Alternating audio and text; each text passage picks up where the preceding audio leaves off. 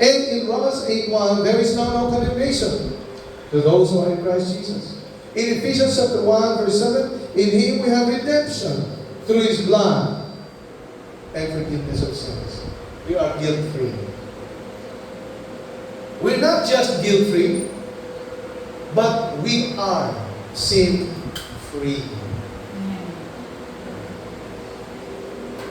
Kung tayo ay tinanggalan ng judgment o ng condemnation o ng bullying ni Satanas, ay, hindi ka mabait. No, I have been guilt-free. I have been justified by the Lord Jesus Christ. And I am forgiven and freed from my sin. Amen? So never will I do it again. Never will I listen to every forces of darkness that will condemn me that I am still a sinner. No, I am not anymore. I am sin-free. In 1 John 1:9, it says, if we confess our sins, now we are talking about, ang context ng pinag-uusapan natin dito ay tayo ay mga anak na ng Diyos. Hindi tayo yung mga unbelievers, ha? Mga believers na tayo. Kaya sinabi ng 1 John 1:9, itong 1 John 1:9 ay para sa mga anak ng Diyos, sa mga tumanggap kay Kristo. Hindi para sa mga unbelievers. However, the unbelievers have the chance to accept Jesus as Lord and Savior and receive the sonship from God, and therefore making Him entitled all the provision of 1 John 1:9. That if we confess our sins, God is just and faithful to give us and cleanse us from all unrighteousness. Forgive our sins and cleanse us from all unrighteousness. You see, sins, talagang crime, kasalanan, unrighteousness, yung hindi natin pagiging matuwid. In Romans 6:22-23, but now being made perfect from sin. Last Sunday, we were talking about walking with the Lord Jesus Christ towards perfection. Are we walking towards perfection? Tayo bilang mga Kristiyano na, I'd like us to understand this, that we are walking through perfection. And in fact, Romans 6:22-23. 22, ang sabi, but now being made perfect. Na again, sinabi ito ni Pablo sa mga taga-Roma na Kristiyano, na mga born again, na hindi sa mga unbelievers.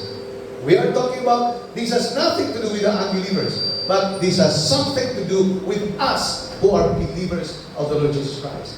And this is what God has provided us. But now being made perfect from sin. Now, we have been made perfect, free or sin-free. We have been made perfect, sin-free. O bakit nagkakamali pa tayo? No, that's not what it means. Jesus Christ died once and for all so that we can be sin-free. If we are committing mistakes, kaya nga may 1 John 1:9, perfection. Perfection. Jesus Christ, kung ano ang ginawa ni Jesus Christ sa cross na namatay sa pinapakata na ilibing at nabuhay siya, that was an act of perfection for you and for me. Clear po ba? Yes, we are not yet free. We are not perfect. Nagkakamali tayo. But yung ginawa ni Jesus has made us perfect already. And we have been looked upon by God as perfect Christians. Di ba, sometimes we say, my child is not perfect. May mga flaws siya, but he is the perfect child for me. Tama? And vice versa, our children will tell us, the perfect parents for me are my parents. They may be imperfect, but they are the perfect parents for me. Likewise, we are the perfect children of God for Him. Amen? Regardless of who we are. Regardless of sino tayo. Remember that. Kaya, nakakahiya naman sa Panginoon. Pinerfect niya na ang ating pagiging anak And yet, we still commit mistakes. We still do wrong. Nakakaya naman. Please don't. Please stop. Because God has made us perfect already in Him. He chose us to be the perfect children of His. In our imperfections, He made us perfect in His eyes. Do you get what these verses say? We are the perfect children of God.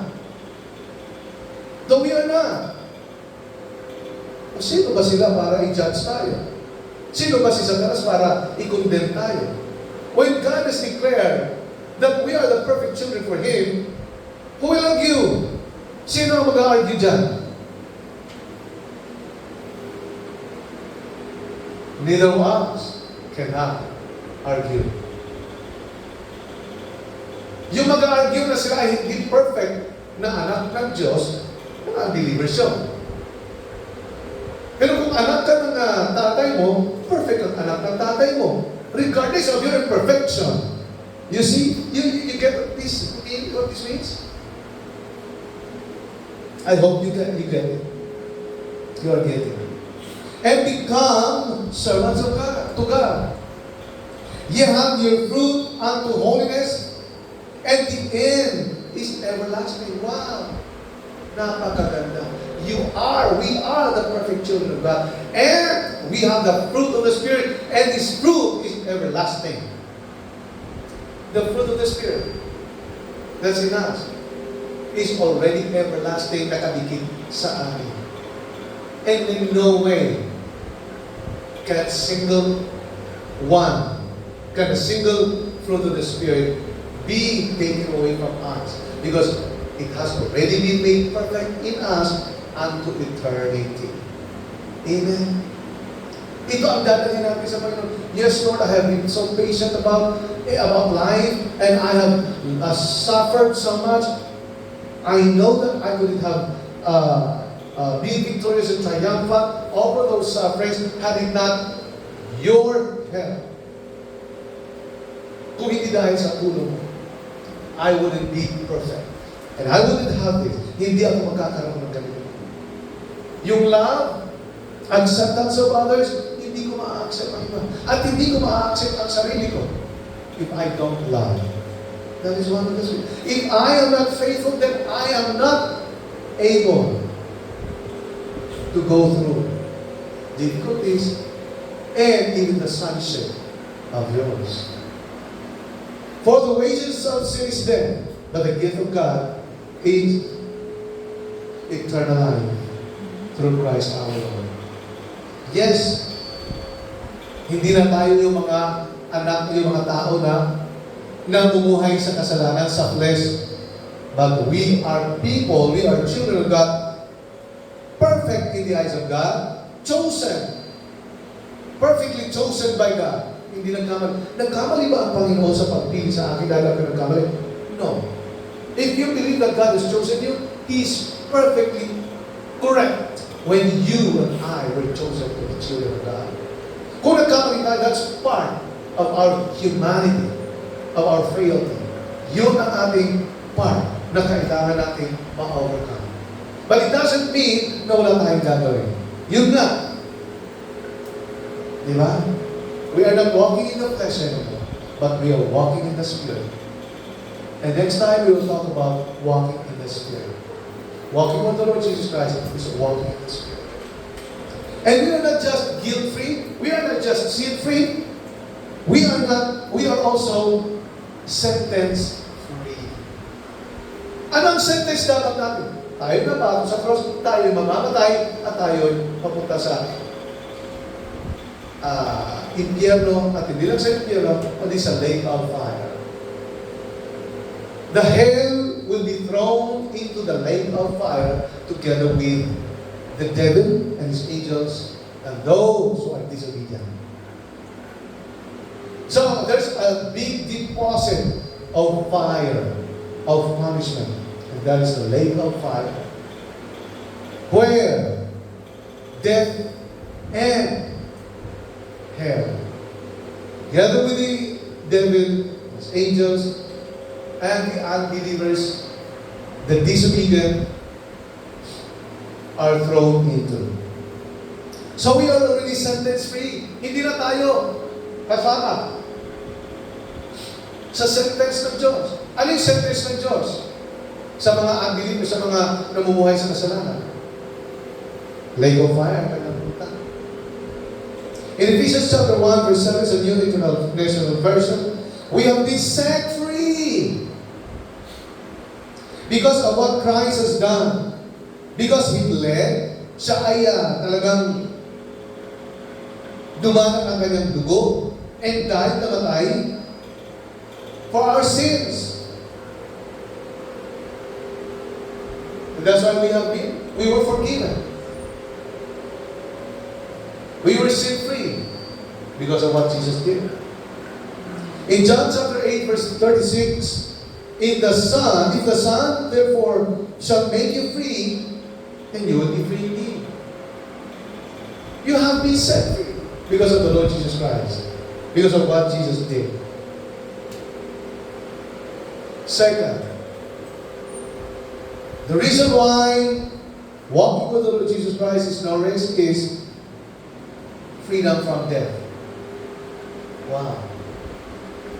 Freedom from sin kanina. They would say we have been guilt-free. We have been what? Sin-free and sentence-free. And then the second reason why walking with the Lord Jesus Christ is no risk, because we have been given freedom from death. Now remember that there are 3 kinds of death that we have passed through. Nalampasan natin. The first death that we experience is the spiritual death. Second is physical death. And the third kind of death is eternal death. That spiritual death occurred nung tayo nagkasala laban sa Panginoon. Outright. We died before the eyes of the Lord because of sin. So spiritually dead tayo. And that's why hindi natin makita ang kalwalhatian ng Diyos. Then the second death is the fruit or the wages of sin is death. Ang kabayaran ng kasalanan ay physical na kamatayan. Kaya namamatay ang tao. And pwede naman na malampasan natin ang kamatayan physical, pero most of the time, ang tao ay bata pa nga, nasa loob pa nga lang sinapupunan, at kahit ay sila na, lumalaki na, kailan na, mayroong 5 years old, at kailan na, mayroong din adult, mga 40s or 50s, at mayroong senior citizens. Ang death, physical death, ay walang pinipili. Bata, matanda, senior o what. And the kind of death na nais ng Panginoon na malampasan at nalampasan na natin. Malampasan dito man sa lahat ng mga nakikipag sa Kristo ay ang eternal death. Walang hanggang kamatayan. Sa lake of fire. Sa paano paraan natin malampasan o nalampasan? Nung tumanggap tayo kay Kristo at gumalikod sa ating kasalanan, nagsabi, Lord, I repent of my sin and I accept you as my personal Lord and Savior.